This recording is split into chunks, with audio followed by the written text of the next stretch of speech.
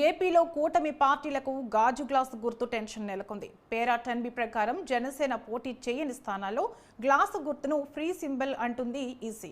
నిబంధనల ప్రకారమే స్వతంత్ర అభ్యర్థులకు గ్లాసు గుర్తు ఎన్నికల కమిషన్ కేటాయించామంటుంది. గ్లాసు గుర్తు తరహాలో ఏపీలో మొత్తం 38 పార్టీలకు కామన్ సింబల్ ను ప్రకటించింది ఎన్నికల కమిషన్.